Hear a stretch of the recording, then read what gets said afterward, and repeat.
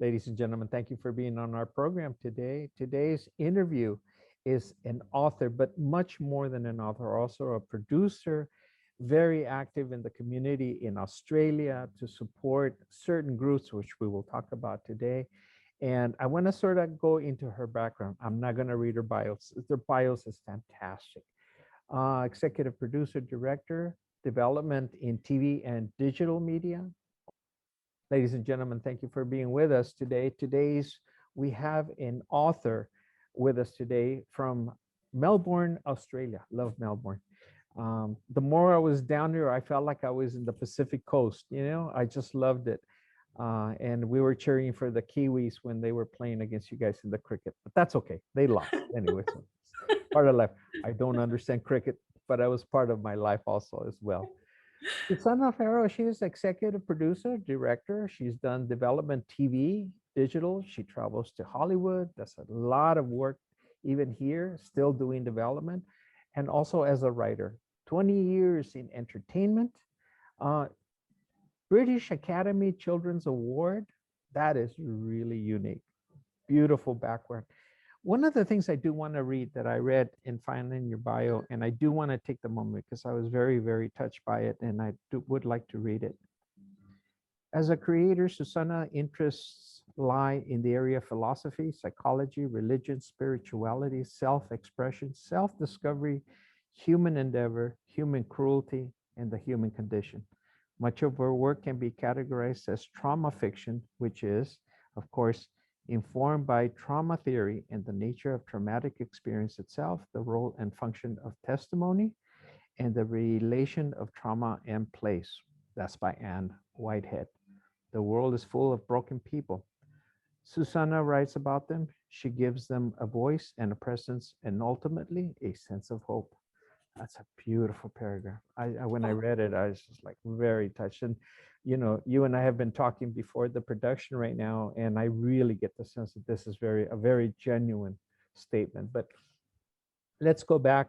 Let's begin to the very beginning. And first and foremost, I want to thank Mark Tedesco. He wrote, She Seduced Me, The Love Affair with Rome. So I thank him for networking us together. Susannah, what a pleasure to talk to you. And let me begin first and foremost. You wrote a book recently, and that's one of the things we want to talk about today. This is not a lie. But before we get into the book itself, I'd like to sort of take our viewers a little bit behind the scenes, your background, your upbringing that got you into the world of writing. So let me pass it over back to you. Susannah, thank you again for being on the program. When did you start picking up the pen? Well, first of all, thank you for having me. I'm really very excited to be here. So thank you for the opportunity. When did I pick up the pen? I guess my first experience with writing was in primary school. When you're a child, your English classes, you write compositions for your teacher. They give you a theme and you write on that theme. I guess my first real experience with writing, enjoying the process of writing, was when I was asked to sit for ducks of the school. I'm not sure if your viewers are familiar with that. It's really an old English thing. It's where students sit to be, top of the class. So I was sitting in class being tested for ducks of the school, and I wrote an essay a composition that I was very, very proud of, and actually got the top marks in that test, 10 out of 10. And I can remember the comment that one of the teachers wrote, "This is wonderful, you should be a writer." Wow. And that was when I was in grade five. And then, of course, I didn't really think anything of it past that, beyond that. I just went to school, went to high school. I dabbled with a little bit of storytelling in my late 20s, but it wasn't until I was around 33.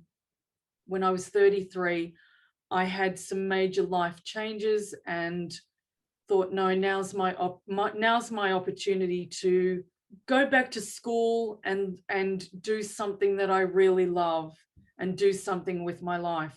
So I did. I went back and completed my high school diploma because I was a high school dropout. Completed my high school diploma, and then I went to community college and did a writing course and loved it. Absolutely loved it. I knew I'd found my thing. That, you know, this was me. And all those memories about writing that primary school essay came flooding back. It's funny how you forget those things, and all those memories of it came flooding back. And yeah, that's when I decided to get serious. Did you have a background in your family of writers or something relating to that that No, supported your effort? no, no. My family are not. No members of my family that I know of are particularly creative in arts fields in any way. My mum is a big reader, so that's come to me. That's, you know, I can't deny that my love of reading has come from that parental influence. So I'm very grateful for that. But other than that, no, no one in my family is particularly creative in any way. So I'm not quite sure where I came from. I'm a bit, I'm one out of the box in my family. You were unique from the very beginning, huh? Yeah. Now you did television. You've done television, writing for television and some movies, and you've been actively involved. You know, when did you get the idea that, you know, I can go beyond just simply writing a book? When did you find your connection with the media? I guess that was when I went back to school. Actually, when I went to community college, they offered a screenwriting subject. And I took that screenwriting subject and absolutely loved it. And I thought, oh, wow, this is so great. This is what I want to do.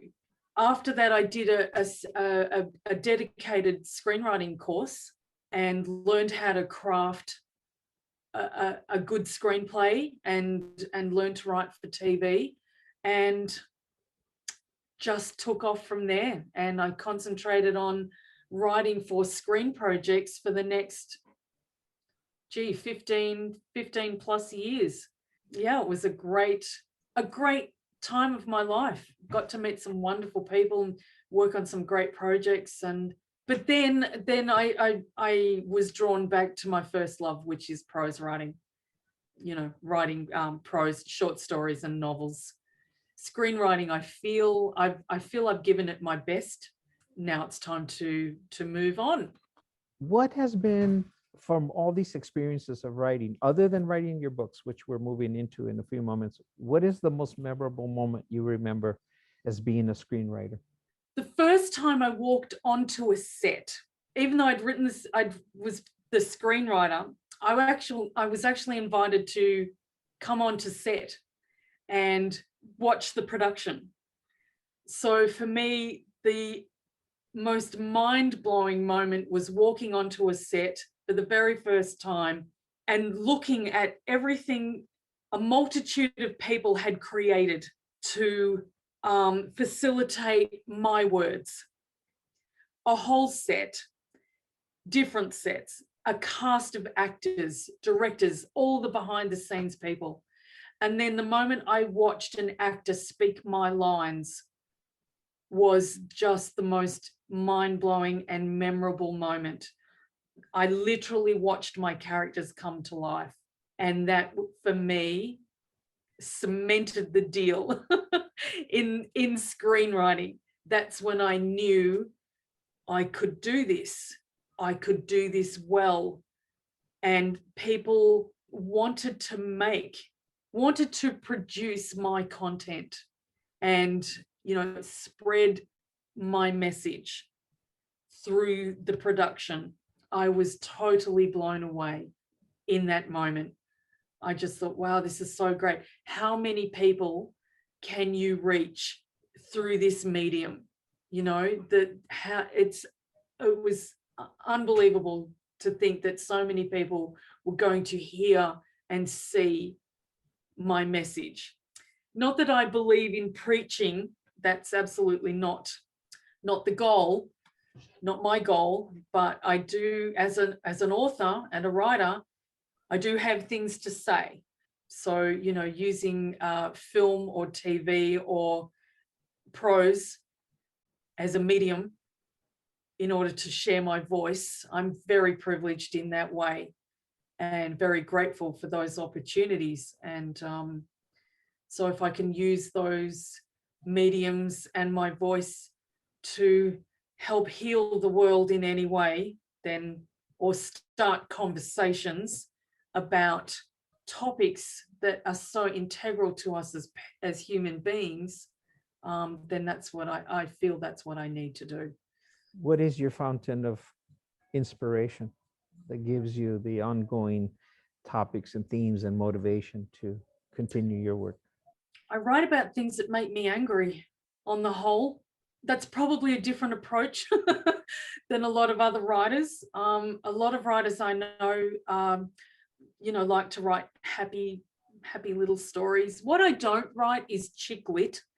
And a lot of people find that really interesting because I'm a female.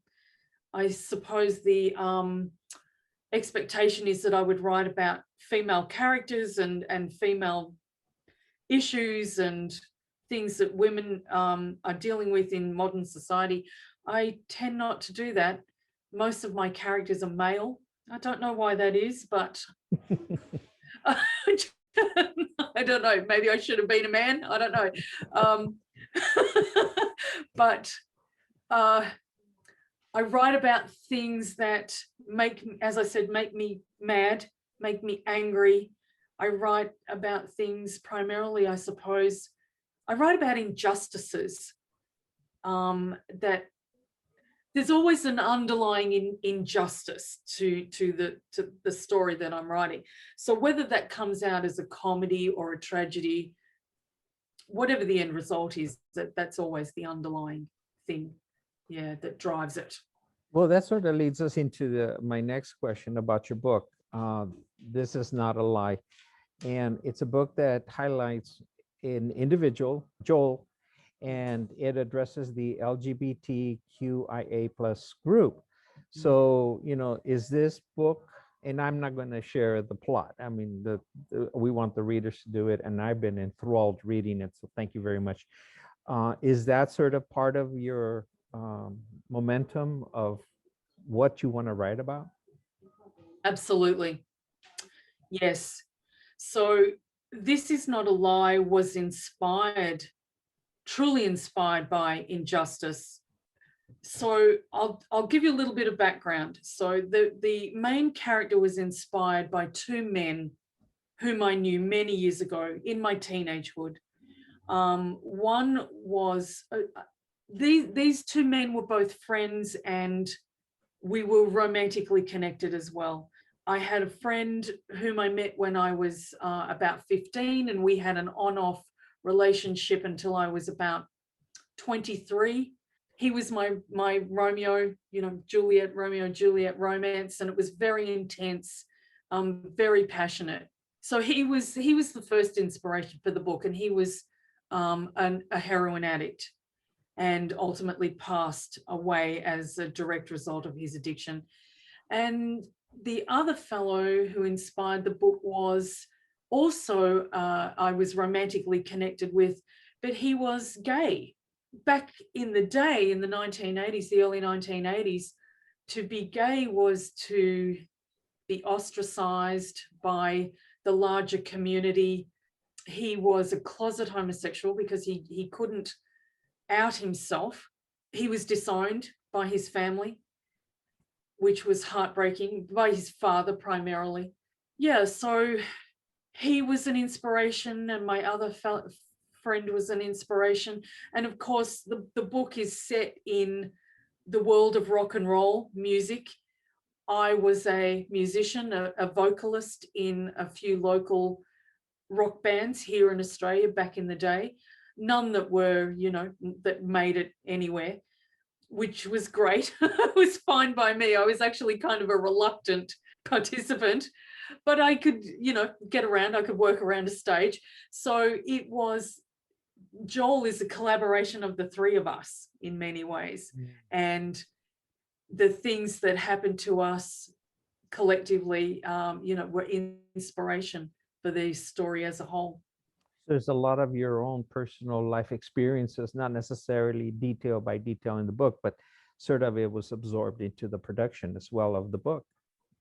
Absolutely. Yep. So a lot of, I won't say a lot, but there are many scenes and incidents that were truly inspired by real life experience. And life at the time, well, certainly my life at the time. So, a lot of people who lived here back in the day will recognize a lot of the locations and the situations. St Kilda, where the book is set, is a very iconic location here in Melbourne. It's iconic for so many reasons. It was the home of Melbourne's music scene. It had a drug culture. It had a gay culture, underground gay culture as well. Was very famous for a drag show that was put on at one of the clubs in the suburb. So it's iconic and famous for many reasons. So people who live here in Melbourne will know it instantly. Yeah, so that obviously was the inspiration for the setting and for the characters, because it just all worked so beautifully together. Yeah, so it's just an amalgamation. When you wrote the book, were you already thinking, is this going to be a book that will be also ostracized or not read by a certain group of people because of the topic? And you said, should I continue, or you decided to just go ahead and do it anyway? That is a really great question. And I knew when I considered writing it, I knew it was going to be problematic. I actually spoke to both of my children about this. Both are writers in their own way, emerging writers. And, we discussed this quite a bit, actually, and they were very helpful to me. I was a little nervous about writing about these subject matters. I'm not a member of the gay community. However, I'm an advocate for them. I'm not a drug addict, but I'm an advocate for drug addicts or addicts of any kind, actually. Doesn't have to be narcotics. But yes, I was concerned because those subjects are taboo still, even today. And I thought, no one's going to read this book. Who's going to read this book? It's so confrontational on many levels. And I was concerned about readership. And that's proven to be true. A lot of people will say, oh, your book sounds fascinating, but oh no, I can't go there. I can't read about that. I can't read about, a homosexual relationship, or I can't read about drug addiction or whatever. That disappoints me, because this could be a book about, very much like Romeo and Juliet, in the taboo nature of their romance. It could be any two people who are forbidden to love each other because society says, no, you can't do that, or some aspect of their culture says, no, you can't, love that person. So it is a romance between gay characters, but primarily it's a story about human beings in pain and why they can't be who they are, because society says you can't be that way. And I understand there needs to be limits on behavior in society. We wouldn't turn around and say that pedophilia is okay. It's not okay to be a pedophile. But, it's like, where's the line in the sand? Where does society say it's okay to be this and not okay to be that? We have to be very careful about things like that, of course. And I'm not stupid enough to think otherwise. But two consenting adults who love each other, why are we saying to them you can't be in a relationship if they're not impacting on anyone else or harming anyone else? I just think the idea of stopping them from being in a relationship and loving each other is ludicrous. If they're functioning members of society, then what is the problem? I don't understand it, but Well, actually, I do understand it. That's why I wrote the book. But anyway, and then we have the, I guess my underlying thing is with writing the book, it was an examination of human beings in pain and how they respond to being in pain and to enforced rules, society's rules, and how they react and respond and withdraw or explode, whatever their reaction is. Those are the things I got mad about. I got mad about the bigotry towards the members of the gay community and the mistreatment of people who are addicts.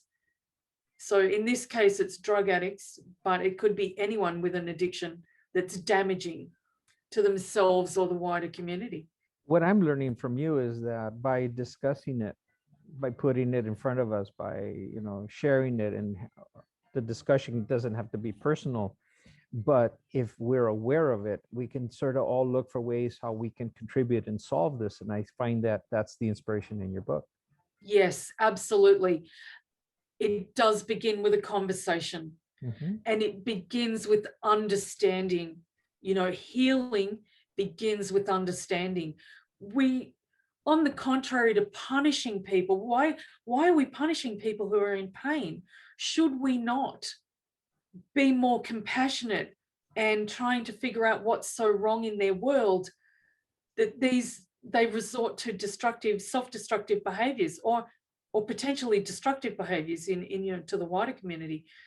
Yes, I guess the reason for writing this book is to begin that conversation. So does it bother me that people don't read it? Yeah, it does. Because I would like to, I guess the book is a window into the world of people who are suffering, and are experiencing trauma in that way. I guess part of my challenge was to write that trauma authentically. I want to do justice to the people who are experiencing that kind of trauma, and to the people who respect the idea of those things enough to read it and to read about it. So I wanted to be respectful on all parts of the equation in the writing and the reading of. So I hope I have achieved that, but only time will tell, I suppose.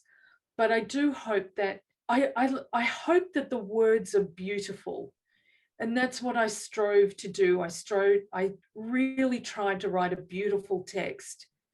So despite some of the unsavory aspects of the content in the addiction and whatever, I did want to write a beautiful text. I wanted to show that their romance was beautiful, that their love for each other was beautiful, and that things can be overcome. Addiction can be overcome, and romance and love for our fellows can only make the world a better place, not a worse place. And that we have to let go of our self-imposed bigotry, because people aren't born bigots. That's a learned behavior. So how do we unlearn that?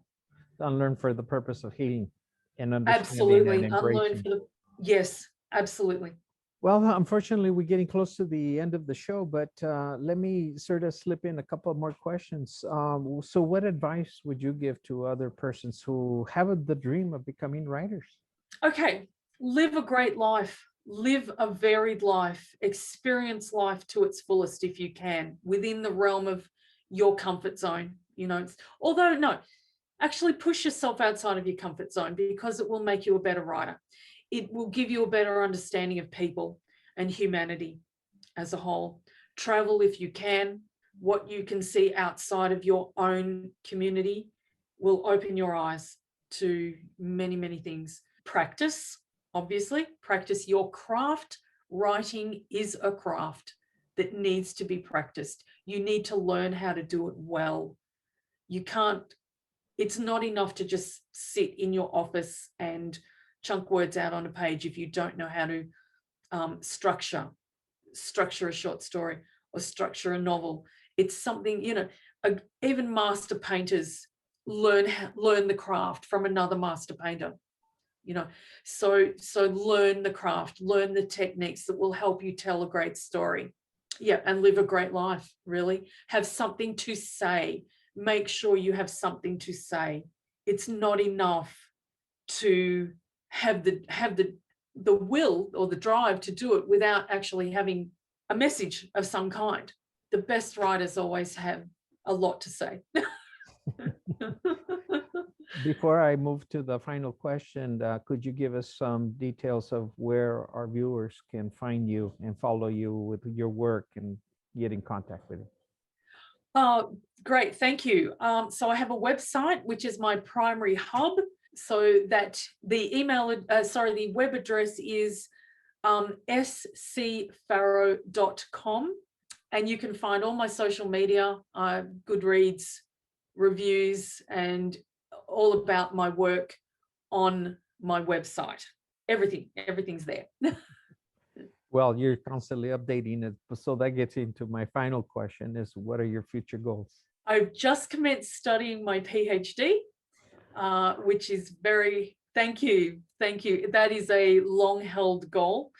So I'm very, very excited to commence that. My novel, which will be part of my PhD, is actually on Australian veterans of Afghanistan who have returned home with PTSD. And so obviously there's that trauma, the trauma fiction coming into it again. So it's not about war per se, it's about what happens when they get home and how they deal with those things.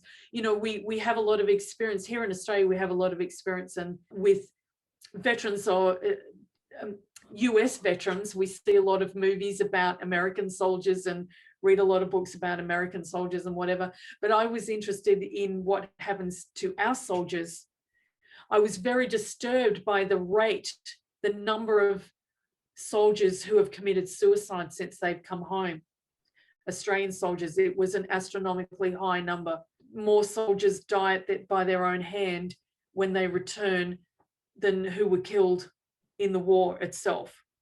So there's something going on. There's a huge, you know, problem for our veterans when they come home.